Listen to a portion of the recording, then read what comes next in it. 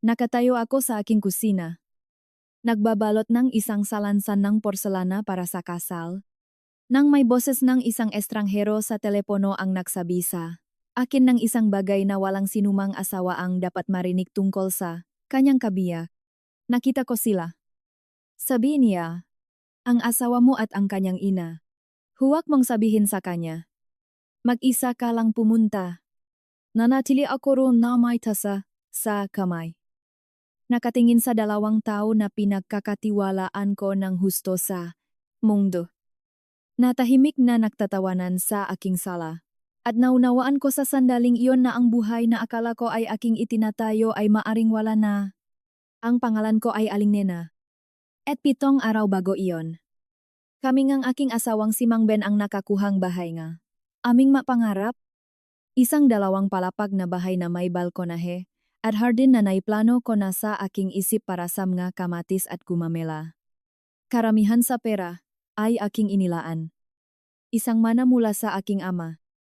Isang taong nakturo ng chemistry sa high school sa Loop. Ngang 30 taon at hindi kailanman nagreklamo tungkol sa simpleng buhay na ibinigay nito sa kanya. Iniwan niya akong sapat upang maging possible ang bahay na ito. At nang pirmahan ko ang mapapeles sa pagsasara. Naalala ko ang pag-iisip na ipagmamalaki niya ako. Naalala ko ang pag-isip na sa wakas. Sa edad na 40. Nakapagtayo akong isang permanenteng bagay. Dumating ang tawag isang Martes ng hapon habang nakasalansan pa rin ang kahon sa pasilyo at ang amoy ng sariwang pintura ay nakabitin sa hangin. Hindi ko kilala ang numero kaya halos hinayaan ko na lang itong mapunta sa voicemail. May nagtulak sa akin na sagutin ito. Ginang Nena. Ito si Mang Tonyo. Ako ang nagbenta sa inyo ngang bahay. Naalala ko agad siya.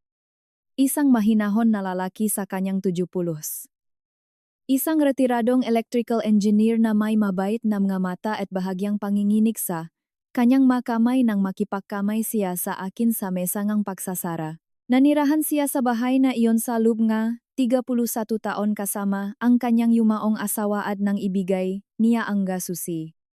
Sinabi niya sa akin na umaasa siyang tratuhin ako nito ng mabuti tulad ng pagtrato nito sa kanila. Mang Tonyo. Ayos lang ba ang lahat na karon ng mahabang pahinto kaya akala ko naputol ang tawag? Kailangan kong humingi ng paumanhin sa isang bagay. Sa wakas ay sabi niya, nang iset up namin ang smart home system ilang taon na ang nakalipas. Naglagay kami ng security camera sa sala. Idinikonekta ko ang karamihan sa mga ito bago ang pagbebenta. Ngunit may isa akong nakaligtaan. Nakakonekta pa rin ito sa aking cloud account. Napansin ko lang dahil nakakuha ako ng notification ilang araw na ang nakalipas. At pupuntahan ko sana upang burahin ang footage. At huminto ulit siya. Ginang Nena. Sa palagay ko kailangan mong makita ito mismo. Kumalabog ang sikmura ko. Bagaman hindi ko masabi kung bakit. Makita ang ano mas gusto kong hindi sabihin sa telepono. Naisabi ko ang lahat sa isang drive. Pakiusap. Pumunta ka upang makita ako. Mag-isa ka lang. Huwag mong sabihin kahit ano sa iyong asawa. Bumaba ang kanyang boses. Maingat.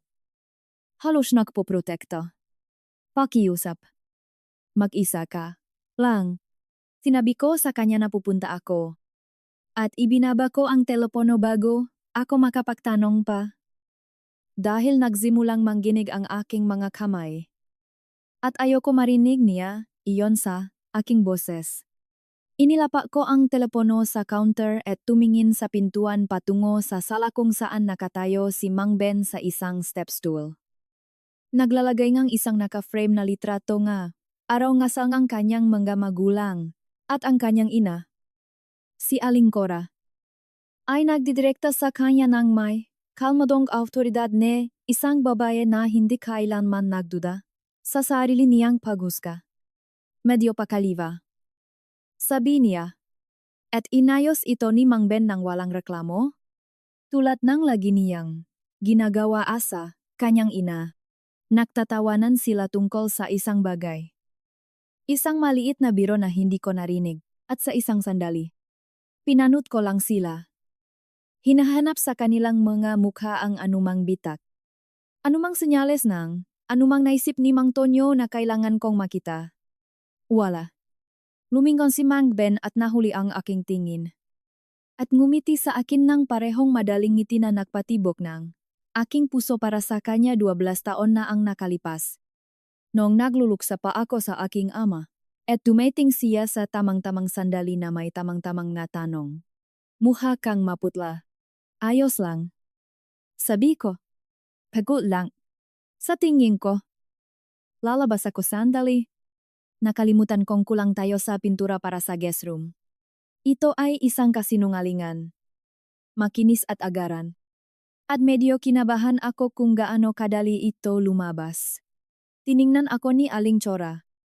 Ang kanyang mamata ay nanatili ng kalahating segundo ng mas matagal.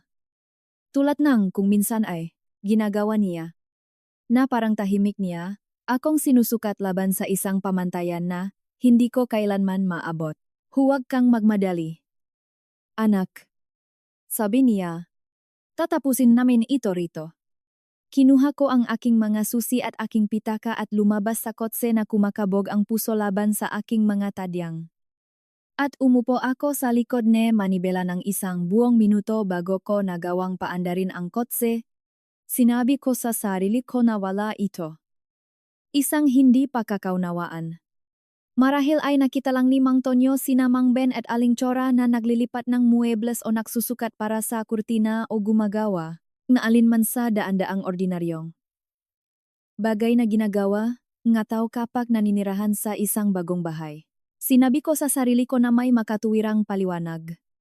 Dahil mas madali iyon kaysa sa alternatibo. Ngunit may bahagi sa akin na alam na. May bahagi sa akin na matagal nang alam tulad ng alam mo na may paparating na bagyo bago pa man umitim ang kalangitan ang maliliit na pag-alinlangan. Bago sinagot ni Mang Ben ang ilang, tanong ang paraan ngang pagpipilit ni Aling Cora na naroon para sa huling inspeksyon. Ang paraan ngang pagiging komportable nilang dalawa ng masyadong mabilis sa isang bahay na ang pundasyon ay pinondohan ng pera ng aking ama. Lumabas ako sa driveway at tiningnan ng isang beses sa rearview mirror ang bahay. Ang bahay ko. Ipinalala ko sa sarili ko na nagninging naginto sa hapon. Na mukhang eksakto ang kinabukasan na pinlano ko para sa sarili ko. Hindi ko pa alam na nakmamaneho ako patungo sa sandali na magtatapos sa aking kasal. Alam ko lang na anuman ang naghihintay sa akin sa pintuan ni Mang Tonyo. Kailangan kong makita ito ng sarili kong mata. Ang bagong lugar ni Mang Tonyo ay isang maliit na inuupahang bahay sa kabilang panig ng bayan. Ang uri ng malinis at tahimik na bahay na pag-ari ng isang lalaki na nagugol ang kanyang buong buhay sa pagiging maingat. Binuksan niya ang pinto bago pa man ako kumatok na, parang inaabangan niya ang aking kotse. At ang hitsura nga niyang mukha ay nagsabi sa akin na hindi ito ang hindi pagkakaunawaan na inasahan ko sa pagmamaneho ko ron. Salamat sa pagdating. Sabi niya, tumabi upang papasukin ako. Hindi ako sigurado na darating ka. Pinaglabas mo na mahalaga. Mahalaga. Inakay niya ako sa isang maliit na mesa, sa kusina kung saan bukas na ang isang laptop. Madilim ang screen. Naghihintay. Pakiusap. Umupo ka. Umupo ako. At napansin kong malamig ang aking magakamay sa kabilang ang mainit na hapon at ipinagsama ko ang nga ito sa aking kandungan dahil ayaw kong makita niya ang nga ito na nanginginig. Umupo si Mang Tonyo sa upuan sa harap ko ng maingat. Na parang isang tao na may problema sa tuhod sa loob ng maraming taon at nanatili siyang tahimik sandali bago muling magsalita. Gusto kong maunawaan mo muna ang isang bagay. Sabi niya, hindi ako isang taong naghahanap ng problema ng ibang tao. Itinayo ko ang sistema ng kamera na iyon mismo ilang taon na ang nakalipas pangunahin para sa kapayapaan ng isip ng aking asawa kapag naglalakbay ako para sa trabaho, nang ibenta namin ang bahay. Diniskonekta ko ang bawat kamera na naalala ko. May isa akong nakaligtaan. Ang nasa likod ng bookshelf sa sala na konektado sa isang saksakan na nakalimutan ko nang akong umiral. Nalaman ko lang na aktibo pa rin ito dahil nagpadala ng notification ang aking cloud storage na puno na ito. Huminto siya. Pupuntahan ko sana para burahin ang footage at pagkatapos ay pinanood ko ito at hindi ko magawang burahin ito nang may malinis na konsensya. Nang hindi ipinapakita mo na sa iyo, ipakita mo sa akin. Sabi ko dahil hindi ko na kaya ang paghihintay. Itinapat niya sa akin ang laptop at pinindot ang play. Ang footage ay may timestamp mula 4 na araw bago iyon. Isang Biyernes ng hapon nang ako ay nasa opisina upang tapusin ang isang proyekto na nagpatagal sa akin hanggang gabi. Ang anggulo ay medyo mataas. Nakatingin sa sala. Ang aking sala na kalahati pa lang ang gamit na may makahon na nakasalansan sa isang dingding. Pinanood ko si Mang Ben na pumasok sa pintuan sa harap at pakaraan ngeng, isang sandali ay sumunod si Aling Chora sa loob. Tumitingin sa paligid ng silit sa paraan ng pagtingin ng isang tao sa isang bagay na naisip na niyang kanya. Pinanood ko ang aking sarili na umusad ng hindi sinasadya na parabang ang paglapit sa screen ay maaring makapagbago sa kung ano ang maririnig ko. Iniisip pa rin niya na ang bahay na ito ay sa inyong dalawa. Sabi ni Aling Cora sa recording. Umupo sa brasong sofa. Ang kanyang boses ay may kakaibang pinahalong init at katatagan na narinig ko sa buong kasal ko. Sweet girl. Hindi man lang niya binabasa ang fine print. Tumawa si Mang Ben ng isang madali at pamilyar na tawa. Ang parehong nagpatibok ng aking puso 12 taon na ang nakalipas at sinabing. Nagtitiwala siya sa akin. Bakit niya babasahin ang fine print ako ang asawa niya? Ang pagtitiwala na yon ay kapaki-pakinabang. Sabi ni Aling Cora. Hanggat ginagamit natin ito ng tama. Naramdaman kong may malamig na bumaba sa aking dibdib. Isang katahimikan, na wala pang pangalan. Nakpatuloy sila sa pag-uusap. Binanggit ni Aling Cora ang isang refinance package. Nakipag-ugnayan na siya sa isang broker tungkol sa isang taong kilala niya ng personal. Isang taong hindi magtatanong ng masyadong marami. Binanggit ni Mang Ben na ang mana nga aking ama ay sumaklaw sa halos 70%. At sumagot si Aling Cora na nakakahiya na ang perang ganun ay hindi dumaan sa tamang family channels. Na dapat ay mas maayos itong naayos mula sa simula. Pinag-usapan nila ang mga papeles. Tungkol sa isang power of attorney clause na nakatago sa isang salansan ng mga dokumento na magpapalit ng pagmamayari ng unti-unti. Tahimik. Legal. Nang hindi nangangailangan ng anumang dramatikong komprontasyon. Binanggit ni Aling Chora ang masalitang sa paglipas ng panahon ng higit sa isang beses. Nilalasap ang maito sa paraang maari. Mong lasapin ang isang resipe na nangangailangan ng pasensya upang maging maayos. Hindi niya mapapansin. Sabi ni Mang Ben, hindi niya kailanman napapansin ang magabagay na ito. Ipinakakatiwala niya sa akin ang lahat. Nandoon ako. Nagyalo siya mesa sa kusina ni Mang Tonyo. Pinapanood ang aking asawa na inilalarawan, ang aking bulag na pagtitiwala bilang isang mapakukunan na dapat pamahalaan. At naunawaan ko, nang may kalinawan na halos pisikal na ang lalaki, na humawak ng aking kamay sa libing ng aking ama at ang lalaki sa screen, ay sa paanuman, ay imposibleng parehong tao. Tumakbo, pang video ng 6 na minuto. Pinanood ko ang lahat ng ito. Pinanood ko si Aling Cora na naklalakat sa aking kusina. Nagbubukas ng kabinet. Nakokomento na ang layout ay mas angkop para sa tamang pag-aliw kapag nabaklas na ang ilang dingding. Pinanood ko si Mang Ben na tumango sa bawat mungkahi. Sumasang-ayon sa partikular na paraan na lagi niyang pinakasunduan sa kanyang ina. Isang habambuhay na ugali na dati kong nakita na kaakit-akit dahil sa palagay ko ay nagpapahiwatig, ito ngang katapatan at pagmamahal. Naunawaan ko ngayon na may iba itong ibig sabihin. Pagsunod, marahil, o alyansa. Nang matapos ang footage, dahan-dahang isinara ni Mang Tonyo ang laptop na parang ang paksara nito ng masyadong mabilis ay lalo pa akong sasaktan. Kinopya ko ang lahat sa isang drive. Sabi niya, idinulas ang isang maliit na USB stick sa ibabaw ngang mesa patungo sa akin. Bawat anggulo. bawat petsa. Lahat ng nahuling kamera.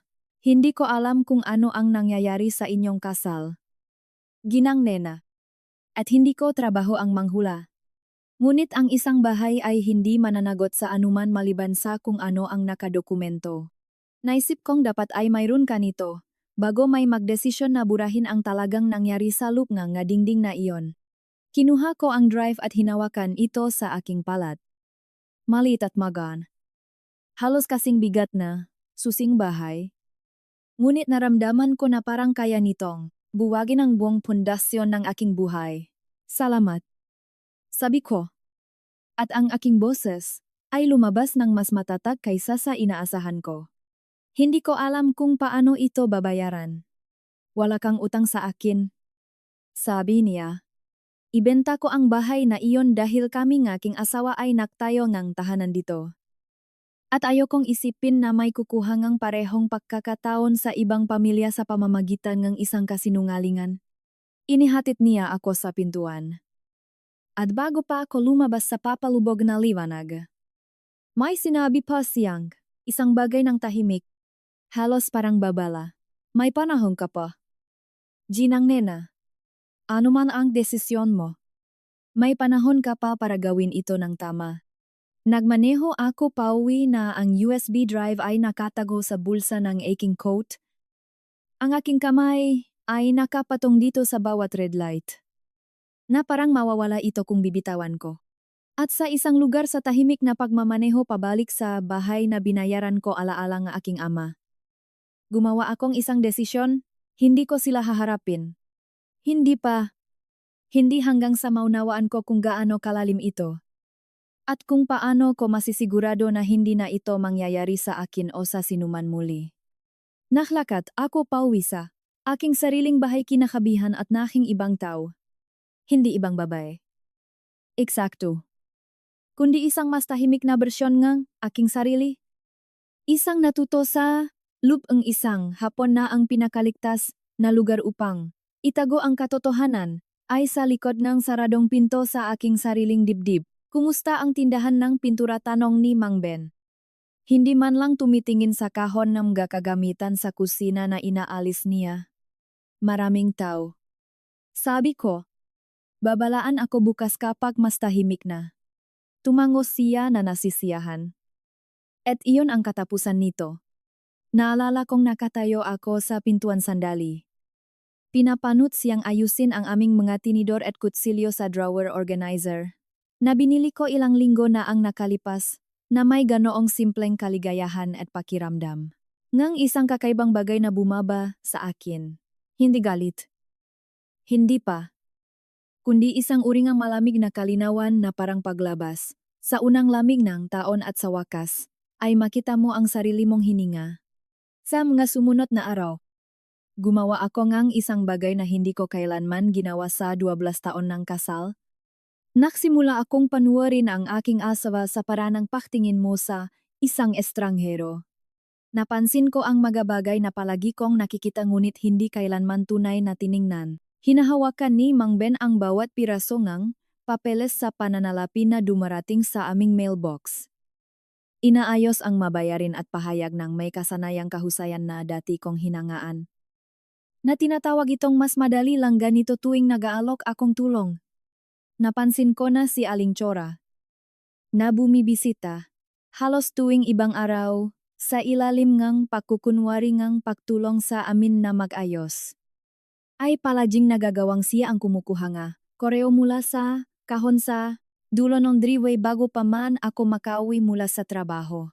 Napansin ko ang pagbabago ngang kanilang pag-usap sa sandaling pumasok ako sa isang silid. Hindi naman humihinto kundi lumalambot. Naglilipat ng ruta. Tulad ng tubig na naghahanap, ang ibang landas, sa paligid ang isang bato. Wala samga ito ang makahiwalay na may ibig sabihin. Makasama.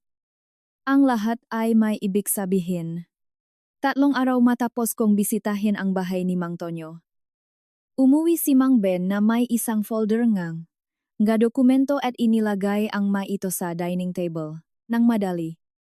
Hindi nababahala na parang isang Lalaking nag-usap tungkol sa maplano sa katapusan ng linggo. Refinance paperwork. Sabi niya, wala namang exciting. Inaayos lang ang ilang loan terms ngayon na tapos na tayo. Routine stuff.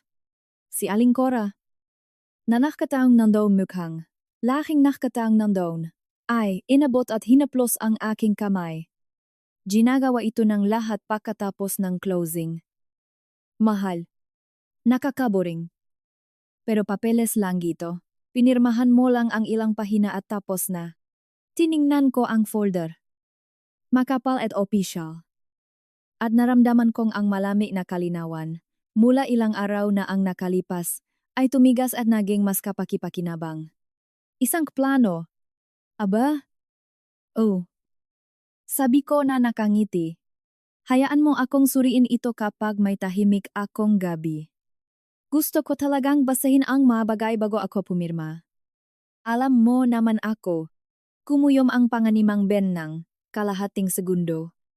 Kaya saglit lang na, baka inakala ko lang kung hindi ko siya pinagmamasdan ng maigi.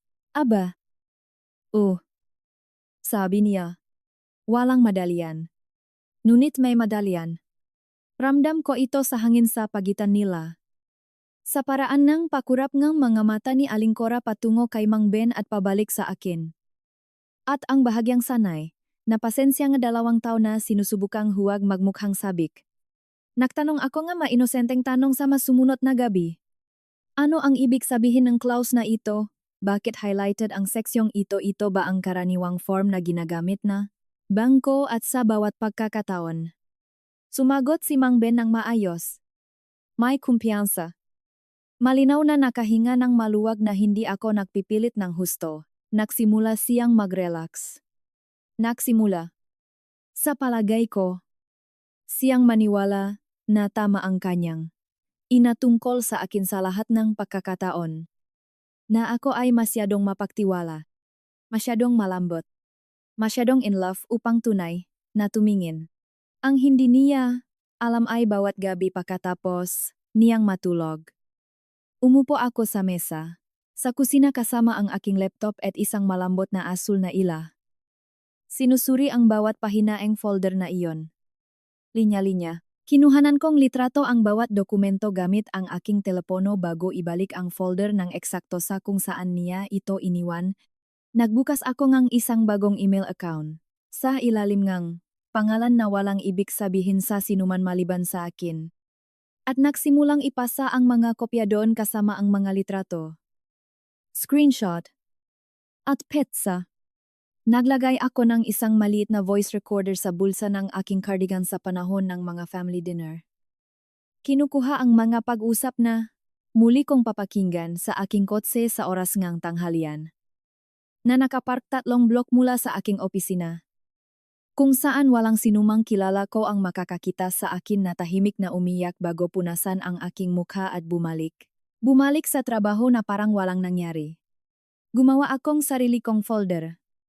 Isang anino na archive na hindi nila nakikita. Na bumibigat araw-araw na may patunay ngang eksaktong nasaksihan ko sa laptop ni Mang Tonyo. Sa ikalimang gabi. Nakbabasa sa malit na liwanag ng aking screen habang natutulog si Mang Ben sa itaas. Nang makita ko ang clause na nagpabago sa lahat, nakatago sa pahina styrinized nga dokumentong refinance. Sa isang wika na napakakapal, at technical na tila dinisenyo upang laktawan, ay isang probisyon na nagbibigay kay Mang Ben ng limitadong power of attorney sa mga bagay na may kaugnayan sa ari-arian na ipapatupad sa aking pirma at notarized approval. Maingat itong binuo. Alos elegante. Na inilarawan bilang isang kaginhawaan. Isang bagay upang i-streamline ang mga susunod na papeles upang hindi ako mabigatan ng mga karaniwang bagay na pang-administrasyon. Binasa ko ito ng 3 beses para matiyak na naiintindihan ko ang nakikita ko. Hindi ito refinance. O kaya naman, ito ay isang refinance na binalutan ng iba pang bagay. Isang legal na susi na kapag naikot ay hahayaan si Mang Ben na gumawa ngang desisyon tungkol sa aking bahay. Pera ng aking ama. At aking kinabukasan nang hindi na kailangan pang tanungin ako. Nakatihil ako sa dilim na kusina. Nakikinig sa lumang bahay na umayos sa paligid ko. Ang hindi pamilyar na kaluskos nito ay kakaiba pa rin sa aking pandinig matapos ang 1 linggo pa lamang na paninirahan doon. Naisip ko ang aking ama. Ang tahimik. Maingat na paraan ng kanyang pagtitipid ng prasalup ng 30 taon ng pagtuturo ng chemistry sa mga teenager na karamihan ay walang pakialam ang paraan ng kanyang pagkuwento sa akin na ang pinakasiguradong paraan upang mawalan ng mahalagang bagay ay hindi pagnanakaw. Ito ay pagtitiwala na ibinigay sa maling tao nang hindi man lang tinitignan kung saan ito napunta. Isinara ko ang laptop at sa unang pagkataon mula ng tawag na iyon. Pinayagan ko ang aking sarili ngang isang maliit at malungkot na ngiti sa dilim. Akala nila ay pinipirmahan ko ang aking kinabukasan. Malapit na akong tiyakin na hindi ko kailanman ito mawawala. Nakita ko ang pangalan ni Ate Miguel Santos sa paraan na nakakahanap NHMAga, abogado ang karamihan NHMAga tao. Kapag natatakot silang magtanong sa sinumang kilala nila. Isang late night search sa aking telepono sa kama na ang screen brightness ay nakababa upang hindi mahayag ang ilaw kay Mang Ben sa tabi ko. Real estate attorney. 26 na taon sa propesyon. Mag-review na gumamit ng mga salitang tulad ng discreet at toro. Tinawagan ko ang kanyang opisina kinaumagahan mula sa parking lot ng grocery store. Ang aking puso ay kumakabog na parang gumagawa akong isang kahiyahiyang bagay sa halip na isang kinakailangan. At humingi ako ng pinakaunang appointment na magagamit na hindi nanggangailangan na ipaliwanag ko ang aking sarili sa isang receptionist. Ang opisina ni Ate Miguel Santos ay malit at hindi maranja. Nakataho sa itaas na isang dry cleaner sa isang tahimik na kalye. At agad ko siyang nagustuhan dahil sa dahilan na iyon. Walang anumang sa kanya, ang mukhang interesado, na humanga sa akin. Siya ay marahil elisekis.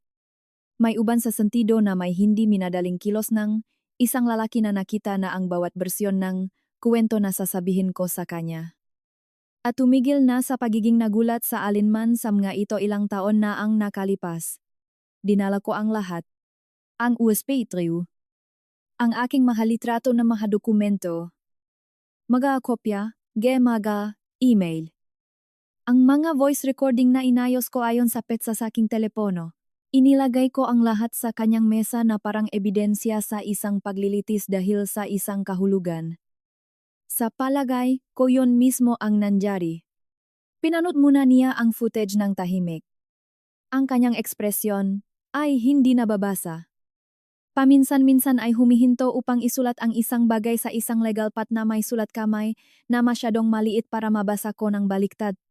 Nang matapos ito, sumandal siya sa kanyang upuan at tiningnan ako ng matagal bago siya magsalita.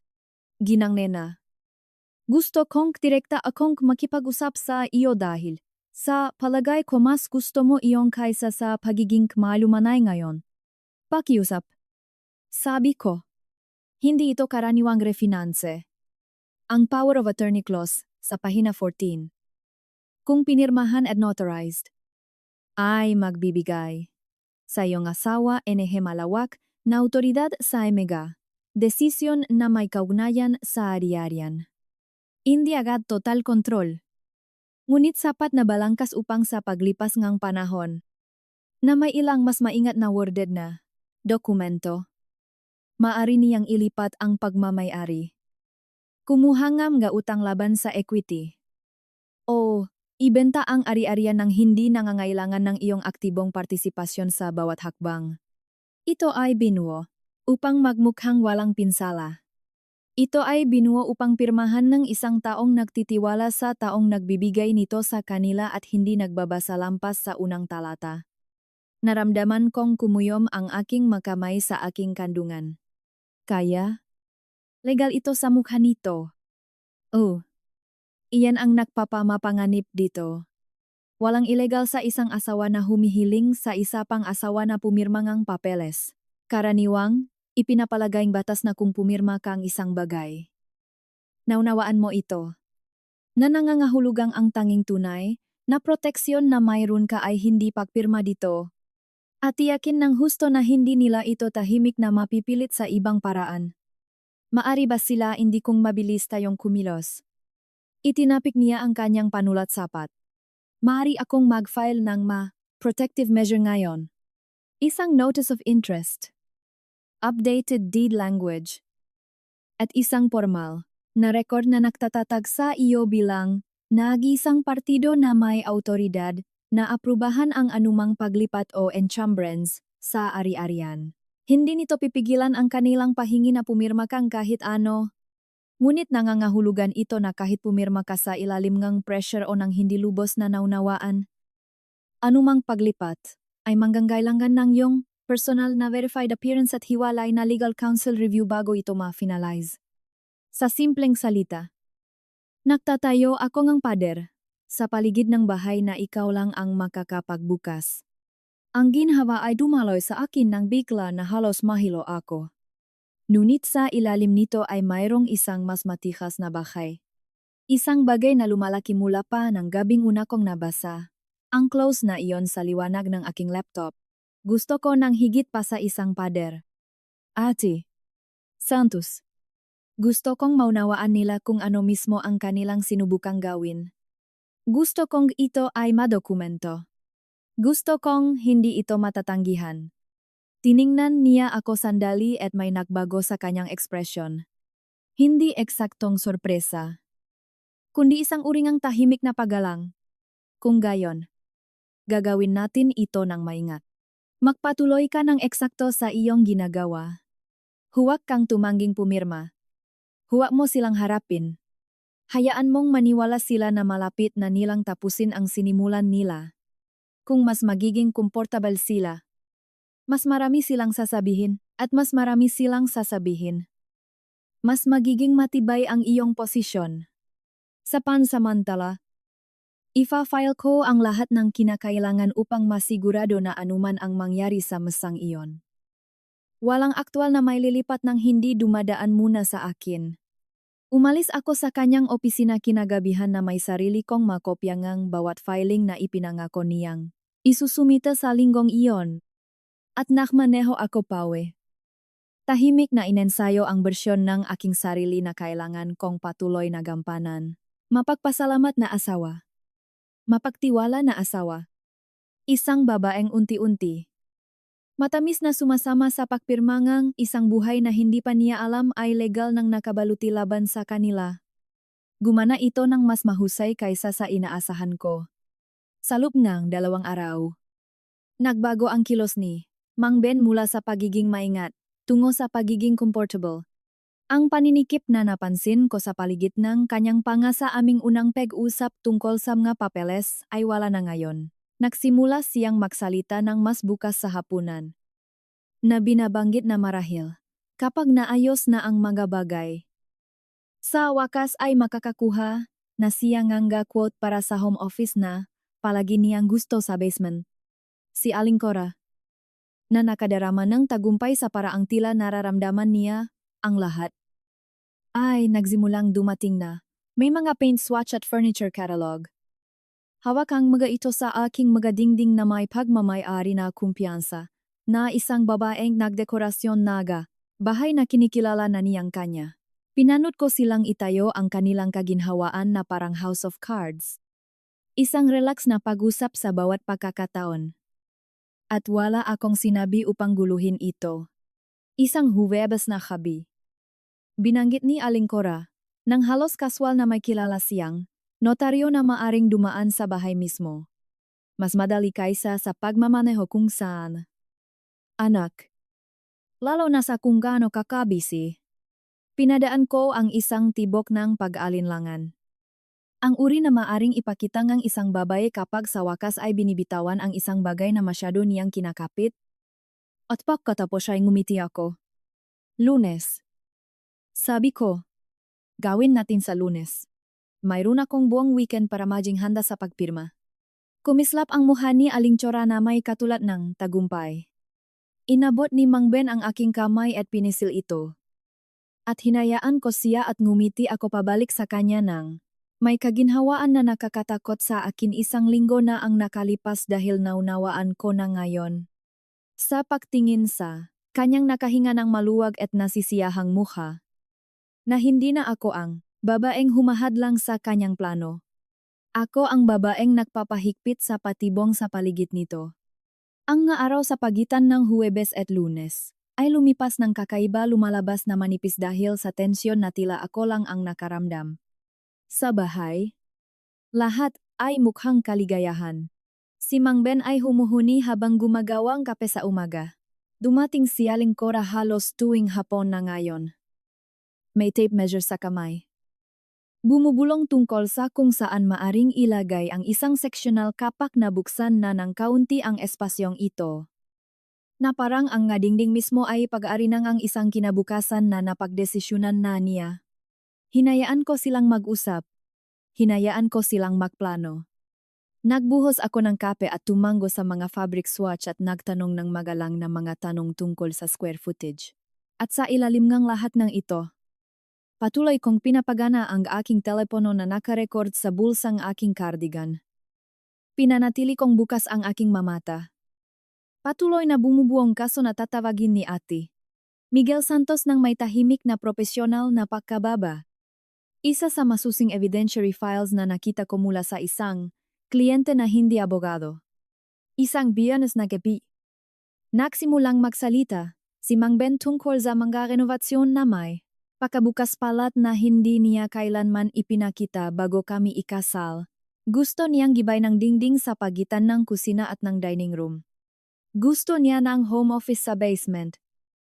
Marahil ay isang wet bar para sa pag-aliw sa kanyang magkakaibigan sa kolehiyo. Ang mga tumatawag pa rin sa kanya sa palayaw niya noong 22 siya. Pinag-usapan niya ang lahat ngang ito ng may maluwag. Madalyang kumpiyansa ang isang lalaking nag-usap tungkol sa isang bahay na hindi na niya iniisip na makasamang pag-aari. Kundi simpleng kanya na ako ay isang kaya-aya at kooperatibong presensya sa likuran ng kanyang plano. Maari rin tayong mahanap ng lugar sa probinsya sa kalaunan. Sabi niya, muling nagbuhos ang alak sa kanyang baso. Kapag mas fleksible na ang pananalapi. Paano flexible, tanong ko? Pinanatiling maha ng aking boses. Noktoto.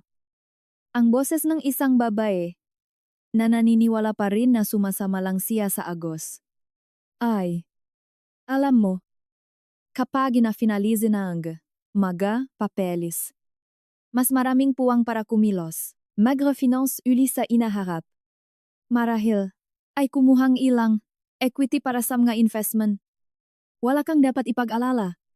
Ngumiti siya sa akin sa ibabaw ng kanyang baso. At ngumiti ako pabalik. At naisip ko ang kamera ni Mang Tonyo sa likod ng bookshelf. Na patuloy na kumukuhang lahat. Patuloy na tahimik.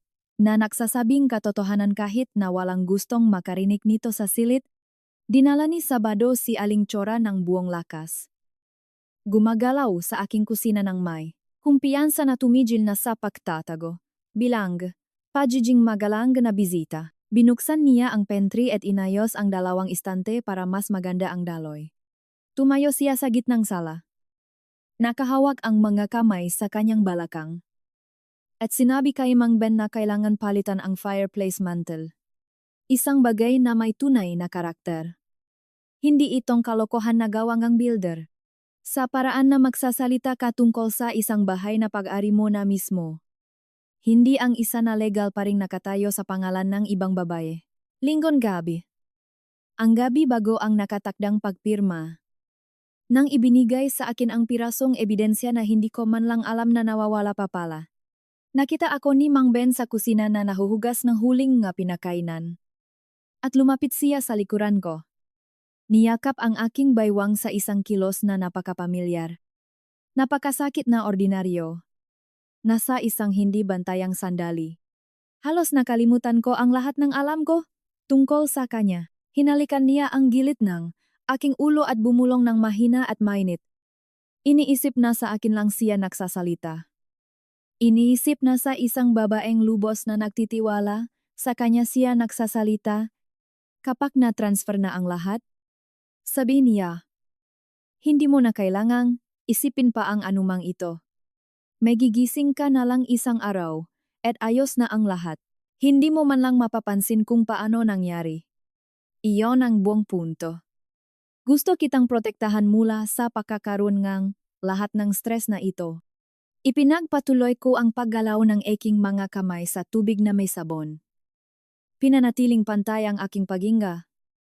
At sa isang lugar sa bulsa ng aking cardigan ay kinunan ng maliit na recorder ang bawat salita. Ang ganda pakinggan. Sabi ko. At sinadya kong maging malambot. Nagpapasalamat ang boses ng isang babaeng inaalagaan. Ako lang ang nakakaalam kung ano talaga ang nasalitang iyon. Isang buong at hindi bantayang pag-amin na sinabi ng isang lalaki. Na napakasiguro sa kanyang tagumpay na hindi na niya naramdaman ang anumang pangangailangan para sa pag-ingat. Lunes Energy Umaga. Nakipagkita ako kay Atu. Michel Santos sa huling pagkakataon baho. Magtrabaho sa parking lot and hisang coffee shop. 3 bayan ang layo mula sa kung saan kilala ang sinuman. Sa amin, kinumpirma niya na kumpleto na ang lahat ng filing. Naitala ang notice of interest. Nakalagay ang mga proteksyon sa titulo. Ang documentation package ay nakahanda na upang iharap sa sandaling kailanganin. Tiningnan niya ako ng may parehong tahimik na paggalang na ipinakita niya mula pa ng aming unang pagkikita. Handa ka na ba para sa gabing ito, tanong niya? Handa na ako. Sabi ko. Mula pa ng araw na pinanood ko ang video na iyon. Kinagabihan. Umuwi ako at nakita si Mang Ben na maingat na nag-aayos ng hapagkainan. Ang mga magagandang plato. Ang magakandila na natanggap namin bilang regalo sa kasal at hindi pa namin ginamit. Isang boteng alak na malinaw. Na pinili niya para sa okasyon. Dumating si Aling Cora pakaraan. Bihis na parang para sa isang maliit na selebrasyon. Malawak at nasisiyahan ang kanyang ngiti. Isang maliit na hapunan bago ang pagpirma. Sabi ni Mang Ben, hinila ang upuan para sa akin. Naisip namin na karapat-dapat kang bigyan ng magandang bagay dahil sa lahat ng pag-unawa mo. Umupo ako sa mesa na tinulungan ng perang aking ama na itayo.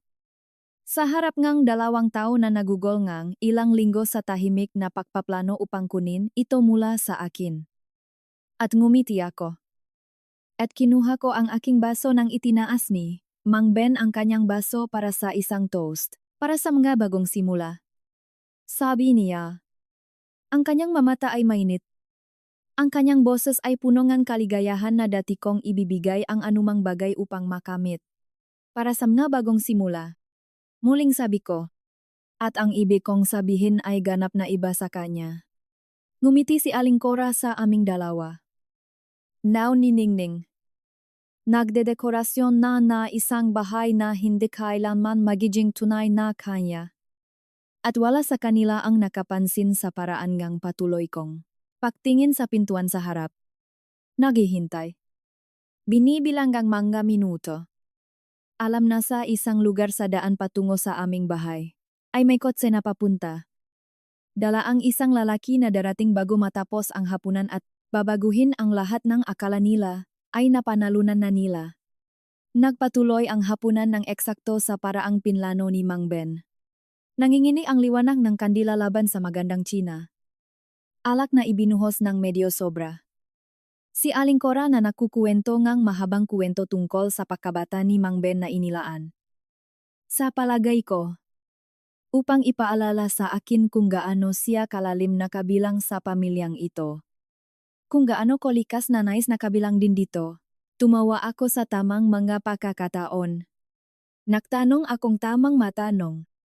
Kaunti lang ang kinain ko dahil masikip ang aking tiyan sa pag-asa mula pa ng umaga. Ngunit walang tila nakapansin. Masyadong abala sa kanilang sariling tahimik na selebrasyon upang tingnan akong mabuti. Nang malis ang mga plato, inabot ni Mang Ben ang drawer na sideboard at kinuha ang fola. Inilagay ito sa mesa sa pagitan namin ng may kahinahunan na halos mukhang paggalang. Binuksan niya ito sa huling pahina. Pinatag ito gamit ang kanyang palat. At idinulas ang isang panulat sa ibabaw nga, tablecloth patungo sa akin. Walang madalian. Sabi niya. Bagaman ang kanyang nga mata ay nagsasabi ng iba. Kailan mo gustuhin? Bahagyang umusat si Aling Cora. Nakalimutan ang kanyang baso nga alak sa kanyang kamay. Pinapanood ang panulat sa paranang paktingin ng isang tao. Sa hailing ilang segundo bago sumabok ang isang paputok. Kinuha ko ito. Hayaan kong dumampi ang aking madaliri dito sandali. Nararamdaman ang bigat nito. Nararamdaman ang bigat ng lahat ng ipinagawa sa akin ng nakaraang 2 linggo. Ang katahimikan na kailangan kong panatilihin. Ang ngangiti na kailangan kong pagkain. Ang nga gabing ginugol ko ng gising na may phone recorder sa aking bulsa at isang pusong puno ng kalungkutan para sa kasal na akala ko ay mayroon ako, ibaba ko ang panulat patungo sa linyang ang pirma. Tumunok ang doorbell. Mabilis na napatingin si Mang Ben. Isang kislap ng inis ang dumaan sa kanyang mukha. Wala tayong inaasahan. Sabi niya, sa sarili, niya kaysa, sa akin.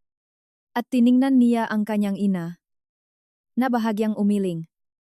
Pantay na nalito. Ako na ang bahala. Sabi ko. At ibinaba ko ang panulat nang walang pinipirmahang kahit isang letra. Binuksan ko ang pinto at nakita si Ate Miguel Santos na nakatayo sa balkonae. Nakagray na suit. Kaumado at hindi nagmamadali. May leather folder na nakasiksik sa ilalim ng kanyang braso. Sa likod niya. Isang hakbang ang layo. Nakatayo ang isang uniformed court officer na may hawak na maliit na salansan ng mga dokumento. Magandang gabi. Ginang Nena. Sabi ni Miguel. Ang kanyang boses ay perpektong angkop para sa sandali. Profesional. Hindi nababahala. Ganap na. Walang drama. Nasa paanuman ay mas tumatak kaysa kung sumigaw siya. Sa palagay ko ito ay isang magandang pagkakataon. Tumabi ako at pinapasok sila.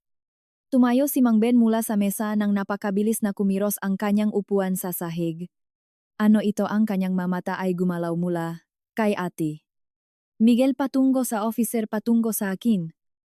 At pinanood ko ang isang bagay sa likod nila na nagsimulang magbago. Ang unang pangingining ng isang lalaki na napagtanto na ang lupa sa ilalim niya ay hindi na matatag. Nena. Ano ang nangyayari? Hindi ako agad sumagot. Naglakad ako pabalik sa aking upuan sa dulong mesa tumupo.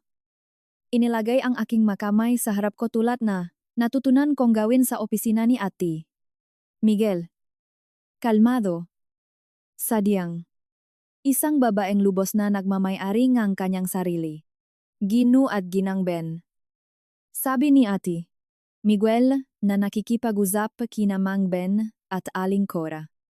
Narito ako sa enegalan aking kliyente. Si Ginang Nena. Upang formal na ipaalam sa inyo na ang ari-arian sa address na ito ay legal ng protektado. Laban sa hindi autorisadong paglipat, refinancing, o encumbrance. Anumang dokumento na nangangailangan ng kanyang pirma para sa mga layuning iyon ay walang bisa simula ngayon. At anumang pagtatangka sa hinaharap na baguhin ang ownership status ay mangangailangan ng independent legal review at kanyang verified unpressured consent. Lumapit ang court officer at inilagay ang mga dokumento sa mesa sa tabi ng folder na maingat na inihanda ni Mang Ben sa halos nakakatawang simetriko. Isang salansan na kumakatawan sa kinabukasan na kanilang pinlano. Ang isa naman ay tahimik na binubuwag ito. Pumutla ang muha ni Aling Cora. Ganap na nawala ang kanyang dating init. Pinalitan ngang isang bagay na mas malamig. Mas matalas. Ang kalkulasyon na karaniwan niyang maingat na itinatago ay ganap nang nakikita. Kabalintunaan ito. Sabi niya. Ito ang tahanan ng aming pamilya. May karapatan si Mang Ben. May karapatan si Mang Ben sa anumang ipinakalob sa kanya sa ilalim ng batas at sa ilalim ng anumang kasunduan na sinasadyang pinasok ni Ginang Nena. Sabi ni Ate Miguel ng pantay.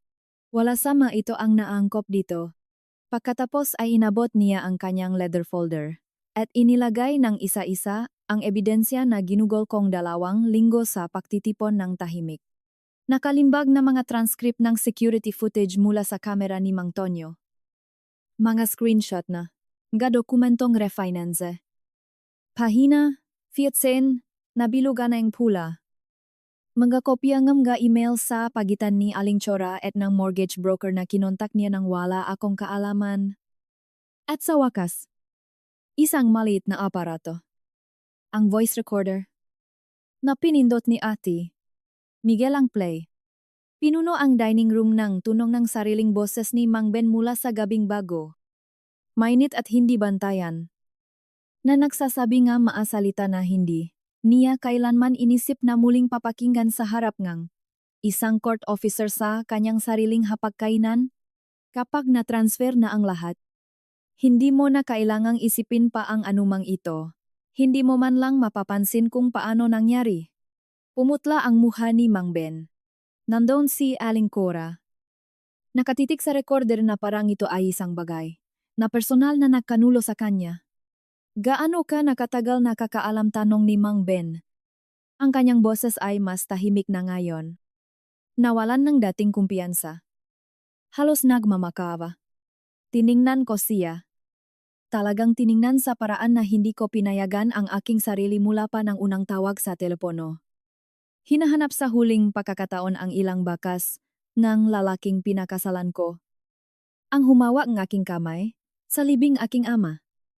Ang pinakakatiwalaan ko sa lahat ng natitira sa akin sa mundo. Sapat na kotogol. Sabi ko, ang mga salita ay nakabitin sa silid. Simple at pangwakas. At pinanut ko ang isang bagay sa ekspresyon ni Mang Ben na sa wakas ay bumaksak. Hindi sorpresa. Hindi ring galit.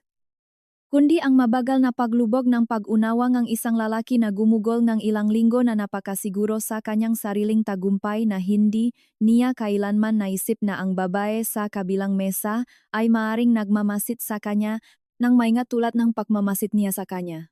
Binuksan ni Aling Chora ang kanyang bibig para magsalita. Pagkatapos ay isinara itong muli. Ang kanyang nga mata ay gumalaw sa madokumento sa mesa na may desperadong pakalkula ang isang naghahanap ng exit na wala na. Patuloy pa ring nasusunog ang magandila. Ang alak ay kalahati pa rin ang laman sa aming nga baso. At sa isang lugar sa ilalim ng guho ng selebrasyon na maingat na pinlano ni Mang Ben. Naramdaman ko ang isang bagay na hindi ko inaasahang maramdaman pa. Hindi eksaktong tagumpay, kundi isang tahimik na katiyakan na anuman ang susunod na mangyari. Ay, haharapin ko ito, na nakatayo sa lupang sa wakas at hindi may kakaila, ay akin. Sa mahabang sandali. Walang gumalaw sa mesa. Ang makandila ay nasunog ng mas mababa.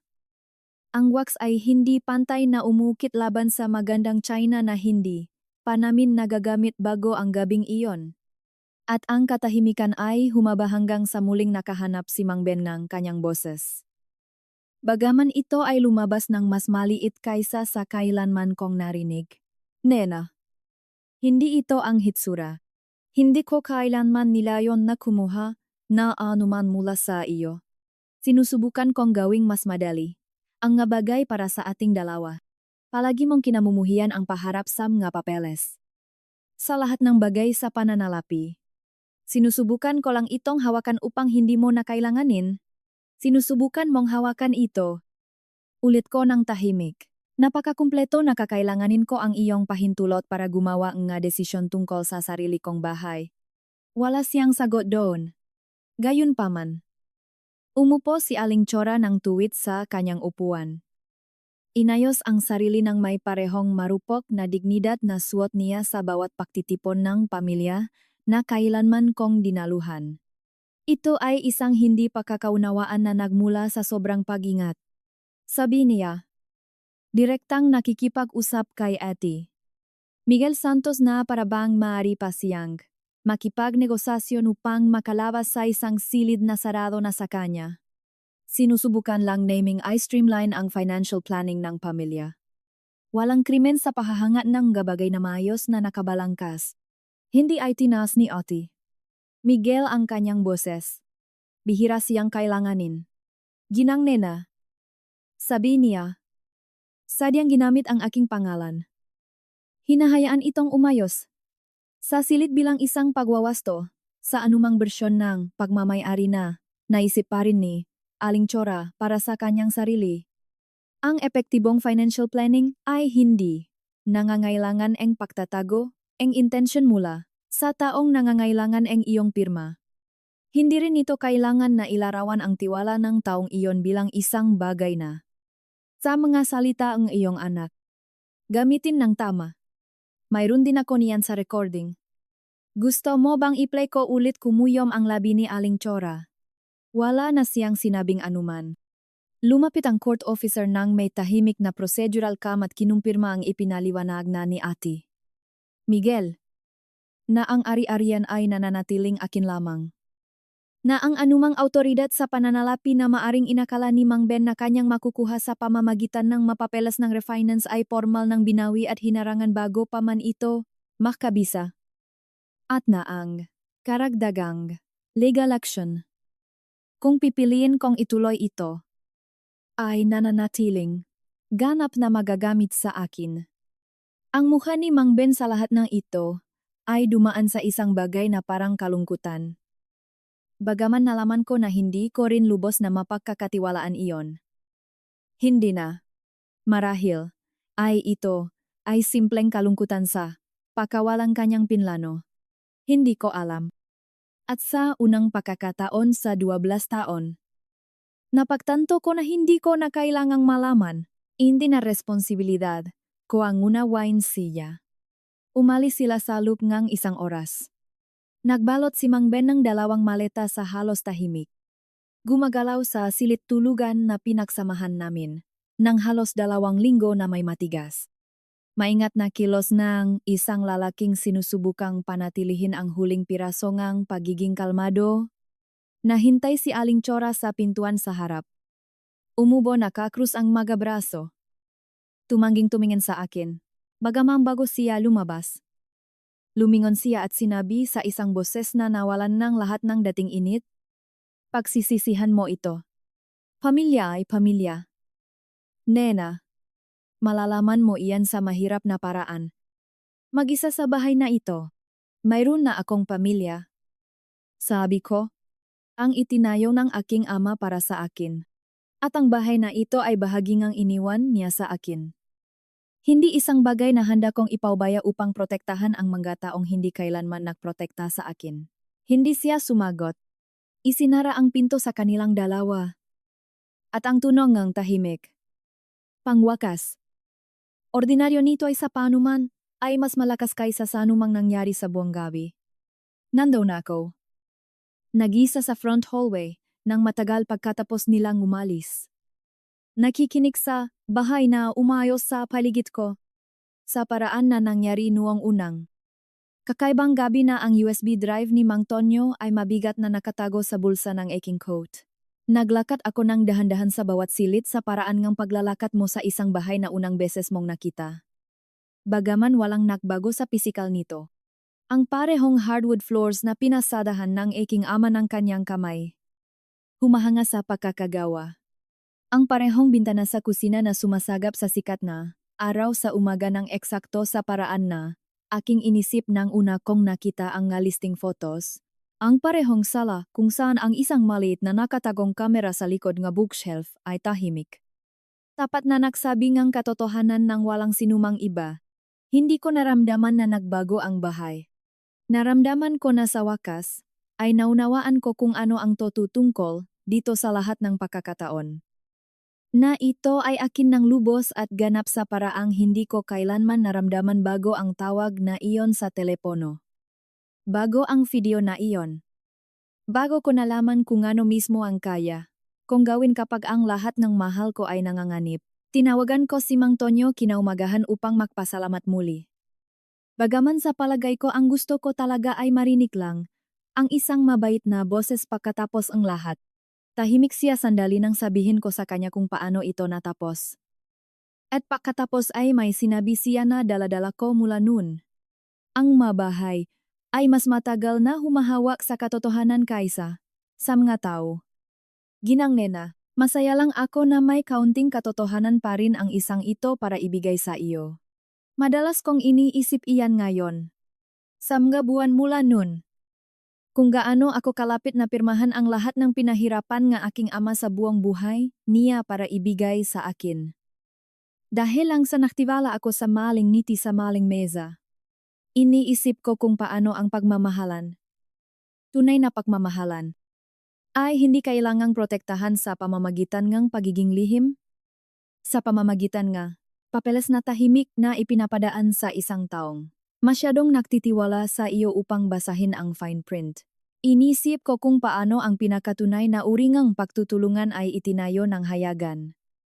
Hindi sa likod ng maingat na inayos ng mga furniture katalog ng biyenan.